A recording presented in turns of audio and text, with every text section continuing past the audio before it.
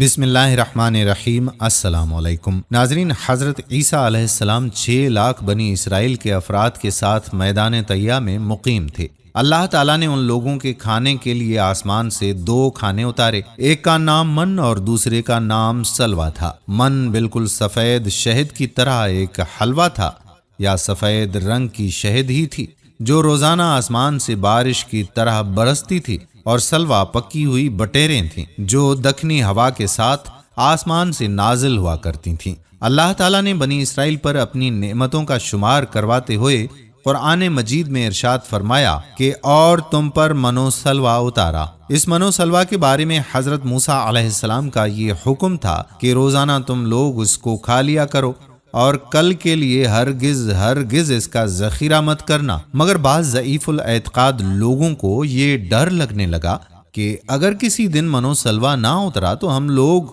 اس بے آب و گیاہ چٹیل میدان میں بھوکے مر جائیں گے۔ چنانچہ ان لوگوں نے کچھ چھپا کر کل کے لیے رکھ لیا، تو نبی کی نافرمانی سے ایسی نحوست پھیل گئی کہ جو کچھ لوگوں نے کل کے لیے جمع کیا تھا وہ سب سڑ گیا اور آئندہ کے لیے اس کا اترنا بند ہو گیا۔ اسی لیے حضور اکرم صلی اللہ علیہ وآلہ وسلم نے ارشاد فرمایا کہ بنی اسرائیل نہ ہوتے تو نہ کھانا کبھی خراب ہوتا اور نہ گوشت سڑتا۔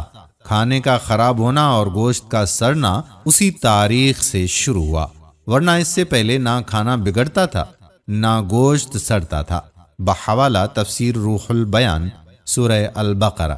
کیا آپ نے کبھی غور کیا ہے کہ اللہ کریم نے پانی کو بغیر رنگ، بغیر ذائقہ اور بغیر خوشبو کے کیوں پیدا کیا؟ اگر پروردگار عالم پانی کو ایک مخصوص رنگ عطا فرما دیتا تو وہ ساری اشیاء جن کی بقا میں پانی کا عظیم کردار ہے ایک رنگ کی ہوتی۔ اگر اللہ کریم پانی کو ذائقہ عطا کر دیتا تو کھائی جانے والی تمام سبزیاں ایک ذائقہ رکھتی، کیونکہ پودوں کی بقا بھی پانی سے ہے۔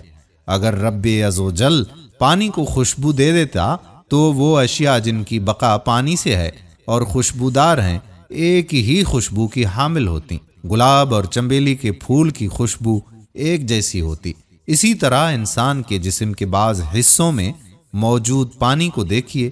منہ کا پانی میٹھا، کان کا پانی کڑوا، آنکھ کا پانی نمکین۔ اس میں بھی اللہ کی بڑی حکمت ہے۔ منہ کا پانی میٹھا اس وجہ سے بنایا تاکہ ذائقے کا احساس ہو، کان کا پانی کڑوا اس وجہ سے بنایا تاکہ حشرات وغیرہ کی ہلاکت اس سے ہو، اور آنکھ کا پانی نمکین اس وجہ سے بنایا تاکہ بیکٹیریا اور جراثیم سے بچاؤ کا ایک دفاعی نظام موجود ہو۔ اور تم اپنے رب کی کون سی نعمت کو جھٹلاؤ گے؟ دوستو، ہم امید کرتے ہیں کہ ہماری آج کی ویڈیو بھی آپ کو پسند ضرور آئی ہوگی۔